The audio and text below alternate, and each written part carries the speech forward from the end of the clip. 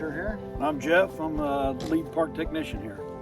We opened July 15, 2023. It's just a great piece of property. It's something that we've considered for a decade.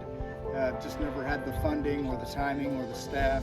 But we knew that the piece of property was ideal for it. For Kansas, 230 feet of elevation on this course. Most Kansas courses are going to average 5 to 10 feet. So we were born in the 60s, so in the 70s we were throwing frisbees, daily. That was your main source of entertainment. So we knew lines and where to throw, and we knew what was fun. What we didn't have as a handicap is we didn't have a shot in mind when you go to build the hole. Professional designer that's a professional disc golfer, he looks at a piece and he goes, okay, well, this shot would be awesome here.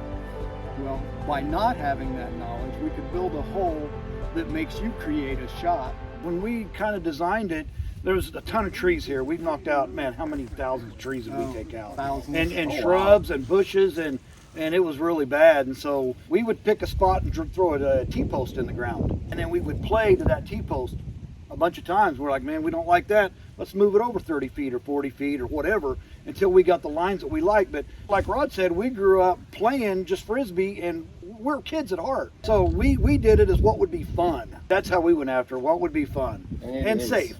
Yeah. We knew where we wanted to start and we knew where we wanted to finish. So what we did is we built 1 through 9, and then we started at 18 and went backwards to 9 so that everything would flow. One of the things we hated, we played several courses before we got started, and knowing where to go next. We didn't even know U-disc was a thing when we started building this. So we were playing courses and it's like, well, where do we go next? Well, I can see 6 baskets from here. Which one am I throwing at? Very few of our holes can you see more than the basket that you're throwing at. And once you do get in the basket, it's obvious. The day we got the funding, which would have been mid 2022, then we could start looking at it in our head and figuring stuff out. We couldn't actually start construction and spending any of the allocated funds until January 2023. That's when the expenses started coming in. Now, we had started laying out in our head and walking the property, but construction was 319 days from the first cut of the first branch. And when I say the first branch, and like Jeff mentioned how much we moved, there were fairways where a rabbit couldn't have run a year ago.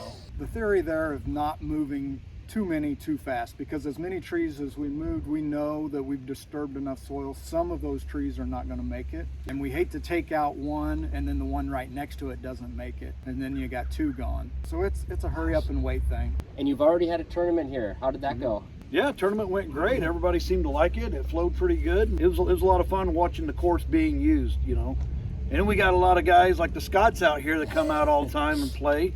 They must like it. They keep coming back. This is about our 50th time, probably. Jeff and I were the basic designers. We did have some input. The city manager of Augusta, Josh Shaw, is an avid disc golfer, and that helped having a clear connection to City Hall. Josh was instrumental in a lot of technical questions. He was instrumental in the signage, which everybody loves our signage. Giving Jeff and I the freedom to do what we felt was right. And he would give us input and advice, and we did make some changes, and that was invaluable. Also, the Parks Department in Augusta, I know they came out and served a couple of days on some hairy brush. So less than 5% is being used. We have 450 acres, but 200 plus of that is a lake. So obviously we're not doing a course out there anytime soon.